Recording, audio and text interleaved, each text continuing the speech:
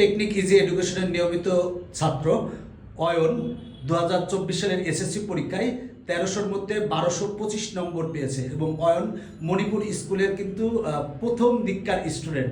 তো অয়ন এত ভালো ফলাফল করার কারণ বলো। তো এটা অ্যাকচুয়ালি প্যাটার্ন বোঝা, টেস্ট পেপার সলভিং করে এবং বেসিকটা স্ট্রং করে আমাদের স্টাডি করার মাধ্যমে, রেগুলার স্টাডি করার মাধ্যমেই আমরা ভালো করতে পারি। 2025 সালে যারা এসএসসি পরীক্ষা দিবে তাদের উদ্দেশ্যে যদি কিছু বলতাম।